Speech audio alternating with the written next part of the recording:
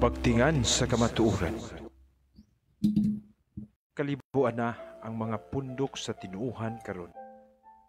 Apan hinumdumi igsuon nga si Kristo nagtukod lamang og usa ka pundok nga gitawag niyang simbahan. Diha sa iyang pagingon, busa sultihan ko ikaw.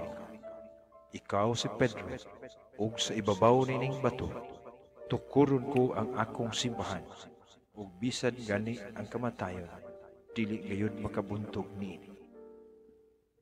Apan nagpahinumdum kanato si Kristo sa pagingon, pagbantay kamo, ug ayaw kamo palimbong ni bisan kinsa. Kay manlungha ang mga mini nga mga Mesiyas ug mga mini nga mga propeta.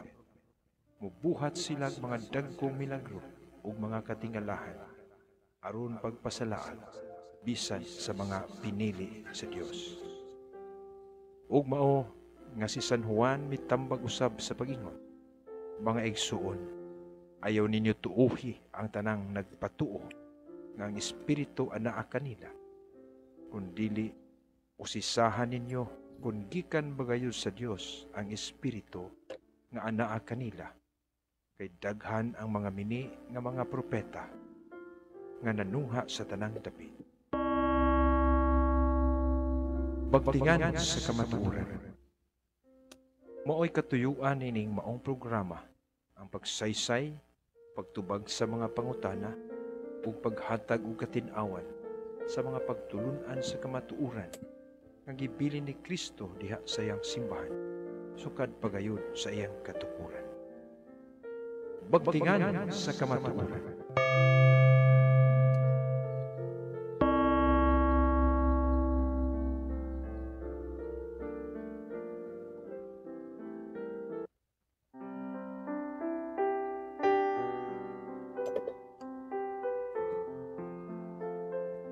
In the name of the Father, and of the Son, and of the Holy Spirit. Amen. Come, Holy Spirit, fill the hearts of thy faithful, and kindle in them the fire of your love. Send forth your Spirit, and they shall be created. You shall renew the face of the earth. O God, by the light of the Holy Spirit, you instruct the hearts of thy faithful. Grant that by the same Spirit we may truly wise and ever rejoice in his consolation. Through Christ our Lord. Amen. Mary, seat of wisdom, pray for us. Saints Peter and Paul, pray for us. All the angels and saints, pray for us. Saint Augustine, pray for us. In the name of the Father, and of the Son, and of the Holy Spirit. Amen.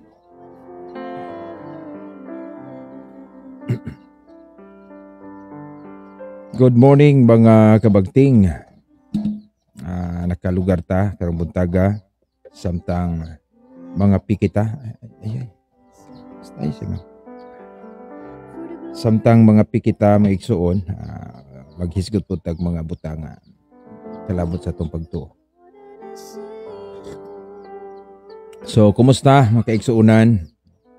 Labi na sa atong mga kanunay good nagsunod, whatever time tama ka live na aghapon mo. Laya Tababa, Leia, Mr. Ronarday Barsabal, good morning. Sa kanunay yun, nagtanaw nato from Las Piñas. Okay, God bless ninyo. Have a nice day karong adlaw. Kay ang atong panahon medyo bugnaw. Matod pa kay ang atong kalibutan mi palayo sa adlaw. Muna ilang explanation. So, nindot masadug ingani kabugnaw. Unya, sige lang gihapog adlaw pero may pagkabugnaw. So, salamatan nato ang Ginoo niini. So, sa tanan nato mga OFWs nga gimingaw na sa ilang tagsa sa pamilya, akong pagbati kanyo. Ayaw lang mo ka surrender, kanunay lang gyud diha sa pagampo bisag unsay mahitabo iyata sa Ginoo. That is the truth nga angay natong barugan makaigsuunan. Bisag unsay mahitabo, naigingon sa Ginoo nga pagsunod lagi niya mao ang pagpas-an nato sa krus. So we are not called to be in the comfort status o situation sa atong kinabuhi. We are called to share His cross. Matud pa sa Matthew 16:24. Okay. Mabitaw nga daghang uban di kasabot sa ilang kinabuhi, sa ilang pagpangalagad sa Ginoo nga daghan na kuno silang problema. Usay wala nila masabti nga kana di ang maong problema, mao din na ang higayon nga gipa-share si Ginoo nila ang kanang gitawag nato og kasakit sa Ginoo.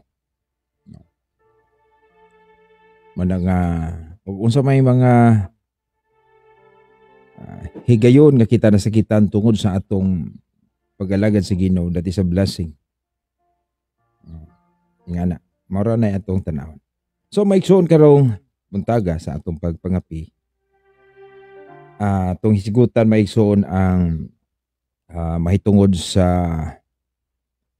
kining infallibility o sa kini ka indot sang tema kay unique man ni sa simbahang Katoliko. Wala ni sa uban. Okay. I don't know nga nung magkangawala man. Okay. So we believe that the church should and must be infallible in matters of faith and morals sa iyang pagtudlo. Okay. Sa mga day nasabtan nato sa simbahan, no? Uban sa iyang mga leaders. Matud pa sa atong pamalandong sa atong simbahan sa CCC number 2035. Moingon ba ang atong maigsuon nga, oy, di man na Biblia, CCC man na. Pero ang pangutana, dili ba ka matuuran? No? Ang gingon sa CCC nga ang simbahan kinahanglan gyud nga dili masayop sa iyang pagtudlo tungod kay ang iyang misyon, ang trabaho sa simbahan ni Kristo mao man ang to preserve, to explain, and to observe the faith. Pagpreserbar aron pure gyud nagpabilin ang purity sa pagtuo. Unya explain, no? Unsaon pag kamatuoran sa explanation sa iyang mga magtutudlo kun do na day kasaypanan. Unya observe, buhaton to obey the faith. So kung sayop o dunay posibilidad nga masayop ang mga magtutudlo sa atong simbahan, ang matawag na to, nag-implementar sa mga kamatuoran sa Ginoo. Delikado nga nagsunod-sunod tas di mao. Mao na nga klaro kaayo si Kristo kanang nagbilin yun ni ining gitawag na to charism, the gifts or the gift of infallibility, ang pagkadili masayop. Pero ato iklaro no nga ang pagkadili masayop diha sa pagtudlo sa mga pagtulunan nga kinahanglan tumanon sa tibuok simbahan, matters of faith and morals. Dili ni nagpasabot sa individual life sa tao, no? Kanang sa Santo Papa, for example, sa obispo, nga siya makasala. Lahi ang sala, lahi ang pagkamakasala, o dili makasala, o lahi ang dili masayop. Wala ta moingon nga dili sila makasala. O man nga kinahanglan sa makasabot sa din mga word. So ang word nga dili makasala kanang impeccable. Pekata meaning sin. So umitag impeccable dili makasala o si Kristo ra ana. Pero infallible, ma-share na ni Kristo bisan sa human kanang usa ba na tawhanon nga makasala, no? Bisan sa taong makasala, iyan ang ma-share. Kaya nga naman, ang simbahan o yang uban sa iyang magtutudlo, mao na magwikitahasan ni Kristo aron maoy magtudlo. Okay? Maoy mo explain o labas tanan mo preserve. I-preserbar ba? Aron dili siya makuyaig ngadto sa sayop Aha. Mao na nga kinahanglan dili gyud masayop. Otherwise, nagpamiyembro tag simbahan nga wala day kasiguruan ang iyang mga pagtulunan. So, practically, mao gyud na himuon ni Kristo. Basig mayon sila nga wa may gisulting nga word. Wala gyud mayon si Kristo nga og dili mo word for word diha sayop na. Mao ni punay kung sayop sa ato maigsuon. Kinsa ba po'y nagtudlo no nga og dili mabasa word for word or letra por letra sayop. No.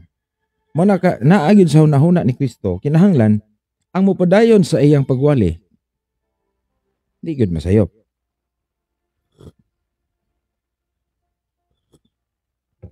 Mana matud pa, if the church is the guardian of truth, that the church must preserve, explain, and observe this truth. Unsaon man niya? How can this church do so? Unsaon man niya pag himo aning iyang papel kung siya doon na di ay kahigayunan nga masayop. Muna nga lahig din sa Simbahang Katoliko, no? Kay kitang Katoliko, ni-obey man ta sa pagtulunan sa Ginoo nga gibilin niya sa iyang santos nga simbahan in this one Holy Catholic and Apostolic Church. Muna nga, og fallible pa ang atong mga magtutudlo sa itong simbahan. Maparihatas mga igsuon nato sama ni Brad Julito nga akong gipangutana sa among dialogue. Depende ra nila, mutuo sila sa ilang magtutudlo og dili. Depende ra tuuhan nila si Ellen White or isalikway ang iyang gitudlo. Nagpasabot nga wa kay kasiguruan.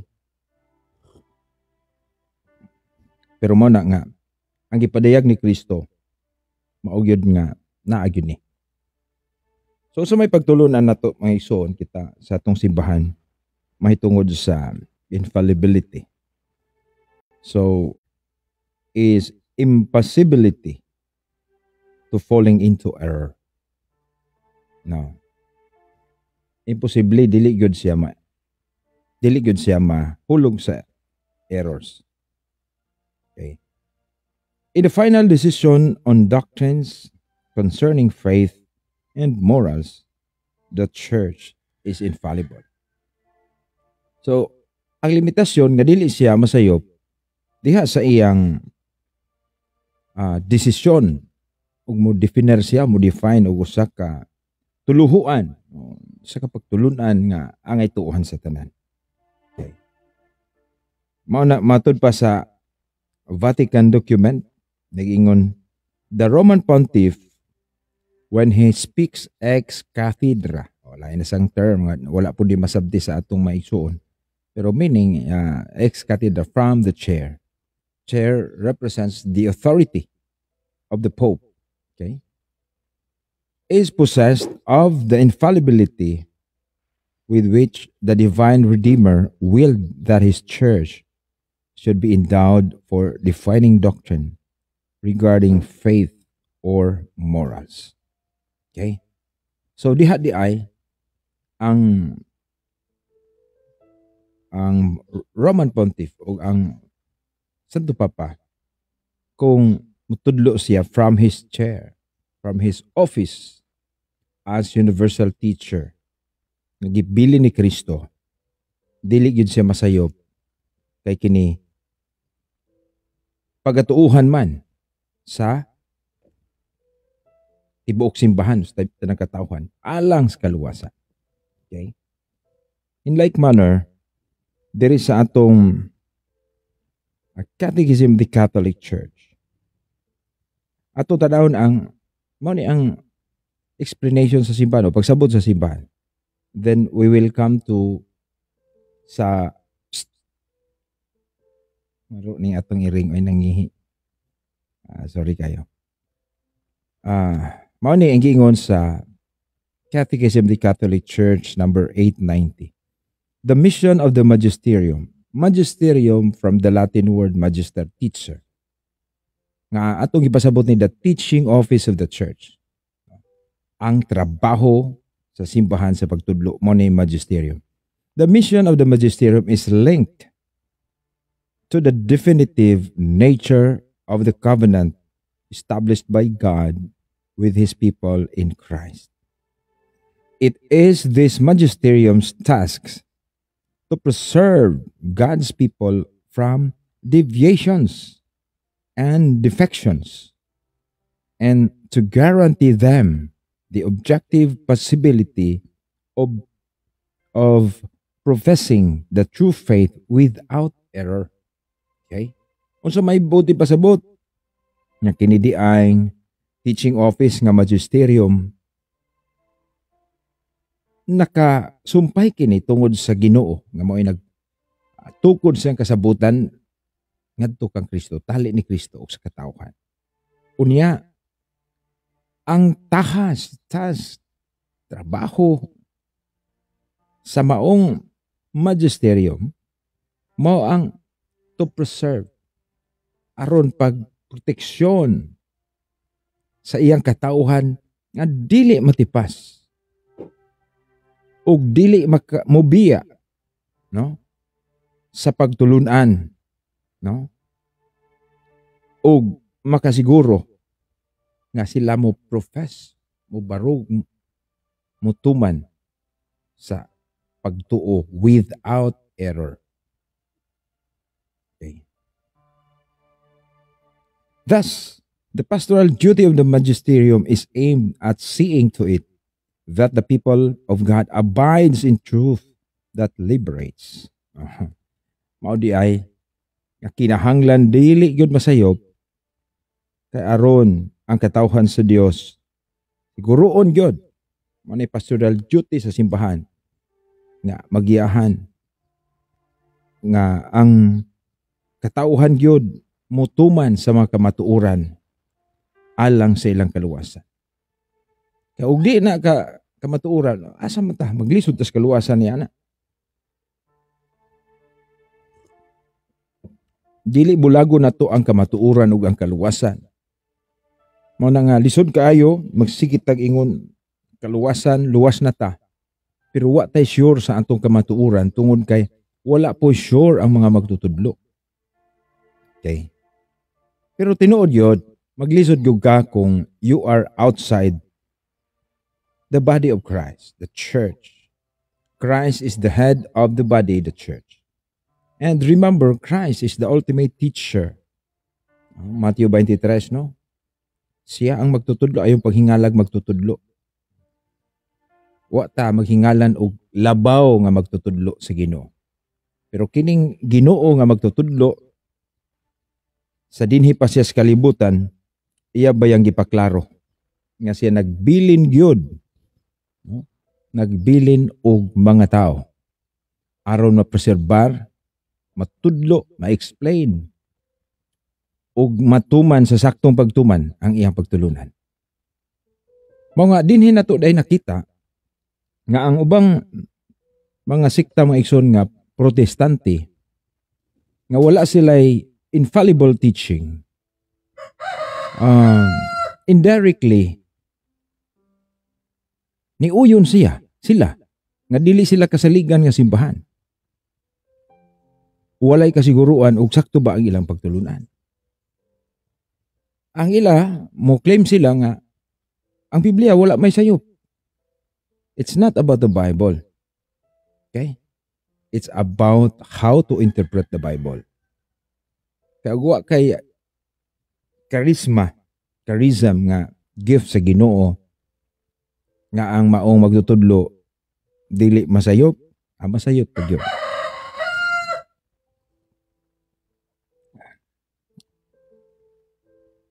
Tata Sanchez, mayong buntag.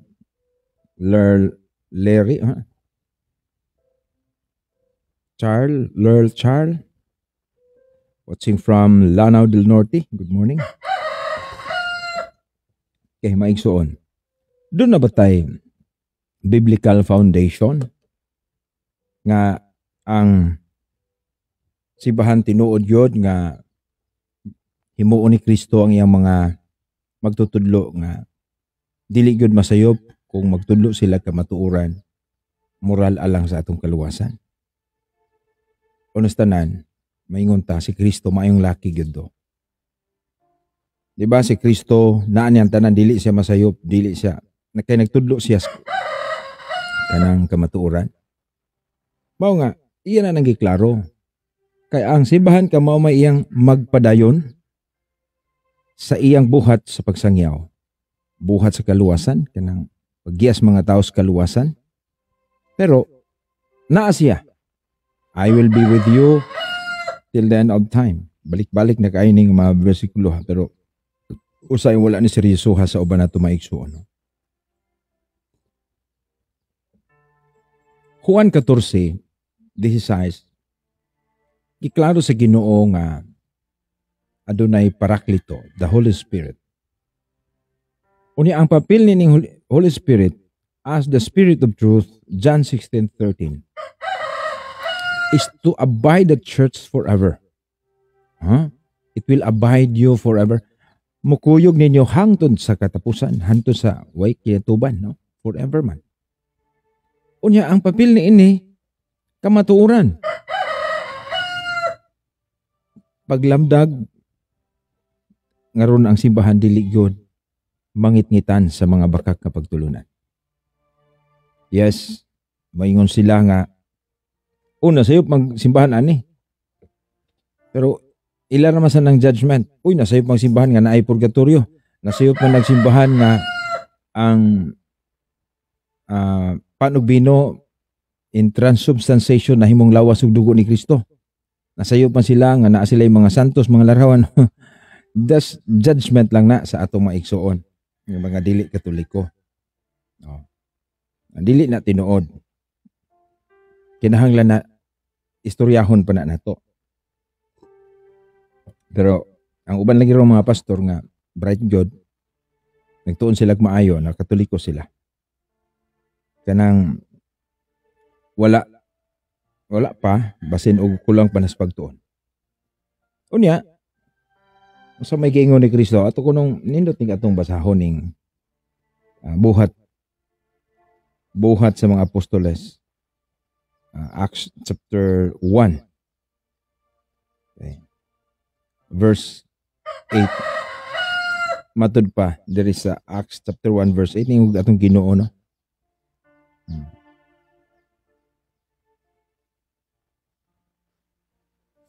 7 ta magsugod. He replied, "It is not for you to know the times or periods that the Father has set by His own authority. But you will receive power, the home, when the Holy Spirit has come upon you. And you will be my witnesses in Jerusalem, in all Judea and Samaria, and to the ends of the earth." So sila'y musaksi tungod sa Espiritu Santo. Bud ba'y pasabot nga bakak ang ilang ipangsaksi. So do na gyud ay kamatuoran. Remember that the role of the Holy Spirit, or the name of the Holy Spirit, one of the adjective of the Holy Spirit is the Spirit of Truth. John 16:13.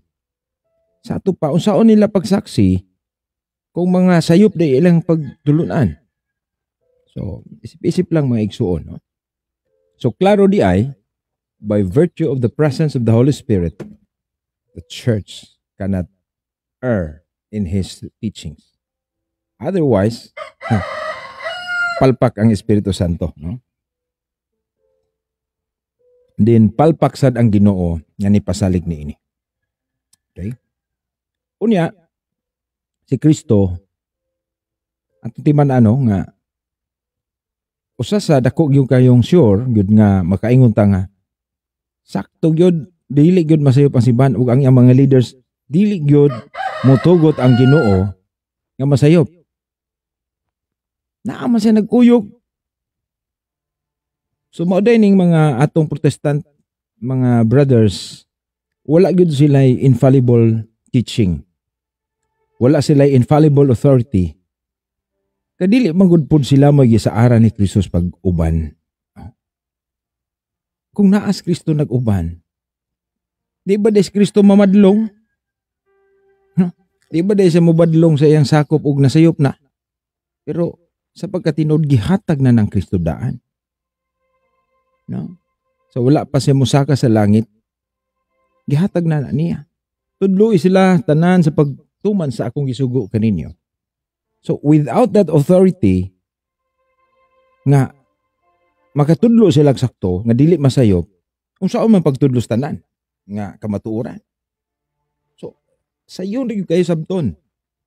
Pero salamat sad sa Ginoo ang atong maigsuon nga mga dili Katoliko kanang wala pud sila mo affirm og infallibility. Ang ilang pagsupak sa infallibility maoy pag-uyon nga sila dili ang tinuod nga katawhan. Maoy dakong pag-uyon nga sila dili ang tinuod nga magtutudlo sa kamatuoran nga gibili ni Kristo sa iyang simbahan. So, salamat kaayo mga igsoon. Ato silang palakpakan.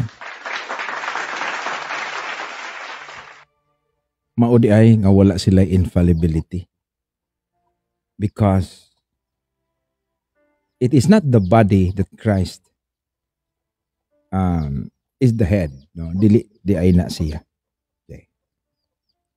So, sa pagtudlo ni Kristo sa mga tinunan, sa pagsugod niya pawali, of course, sa iyang mga apostoles o sa ilang mga sumusunod, klaro gyud nga gitagaan niya di ay gyud nining otoridad nga kung sila magtudlo sama ra nga si Kristo nagtudlo. Okay? Kung sila mosulti sama ra nga si Kristo nagsulti. Okay? Bisan gani ang mga spokesperson nga ipadala sa usa ka tao mananglit atong presidente na sa spokesperson, atong mga kuan na spokesperson, siguroon ba yung nga mao na mga punto? Kaug di na mao punto, badlungon man na siya. Pero kini spiritual aspect man kini, sure ta. E pag-abot sa Espiritu Santo, tudluan ka mo sa tanang kamatuoran, madud pa sa John 16:13. Because the Holy Spirit is the Spirit of truth. Mao nga, pasalamat sa ta nga walay infallible teaching kay ma-question maghapon sila. Og pananglit na ay usa ka tinuuhan ron makaingon siya, uy, bitaw no, mao na magtudlo sad ko og infallibility. Ang problema nila unsa man pagka-infallible na wala may direct connection sa infallible teacher. Kay matud pa ni San Pablo sa Roma 10:15, unsaon pagtudlo og wala ipadala. So manghambog na lag-uban gipadala ko na sila sa Ginoo, gipadamguhan sila. Mao nang nahimo silang kalit og pastor, nahimo silang apostol, mag-create pud sila. No, dali mga magwali ang ngalan nila apostol. Apostoles. Kanang kuan kaayo ba? Kanang impostor kaayo. Sa may impostor nagsundog-sundog. No? Mao na nga sama sa uban, nahimong magtutudlo pero dili di ay infallible. Sama ni Ellen White, matud pa ni Brad Julito Daig. Dili man di ay infallible ang teaching ni Ellen White. Kay dili infallible, mahimog yung masayop. Unya, ni uyon sad siya diha. Kay pwede mang tuuhan, pwede dili. No? So, ang problema nila, bisan pag mo sila ang Biblia dili masayop, silang nagsabot.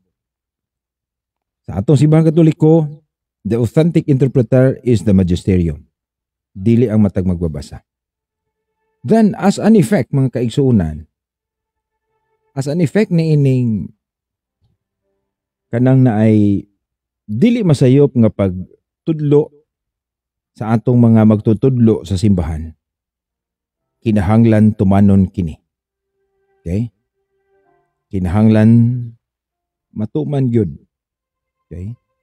Roma 1:5 mo ni giingon ni San Pablo. Okay? Through whom we have received grace and apostleship to bring out the obedience of faith among all the Gentiles for the sake of His name. Obedience of faith.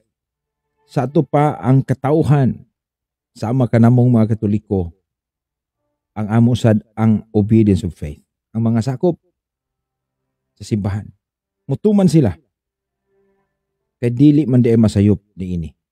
Otherwise, kung dili ka mutuman, samara nga wala ka mutuman ni Kristo. Kay matud pa ni Kristo, ang mamati ka ninyo, mamati ka nako.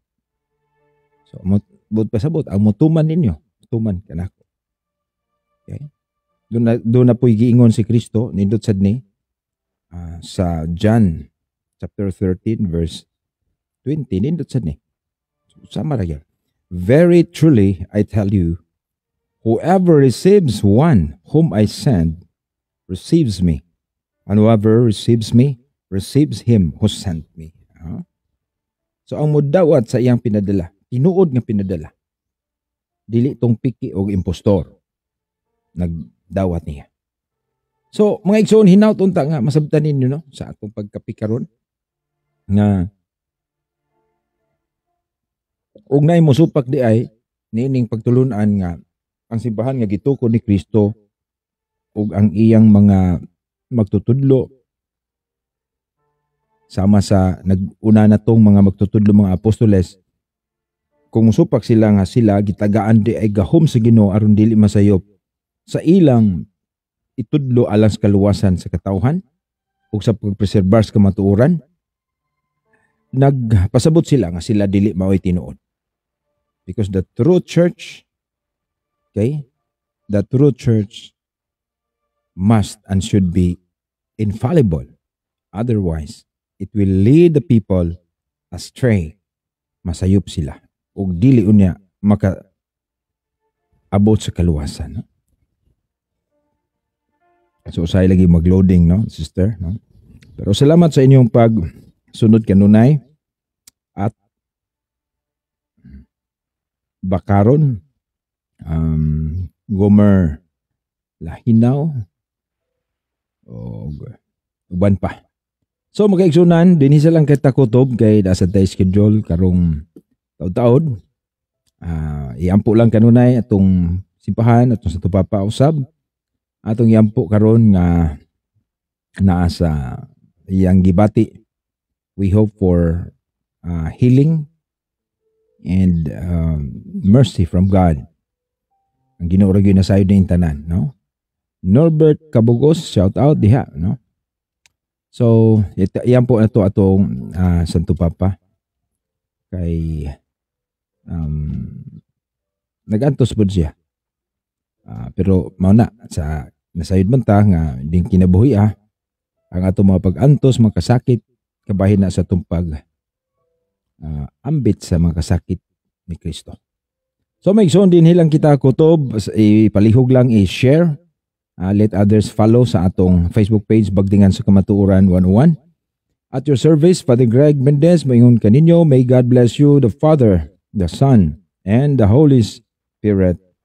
Amen.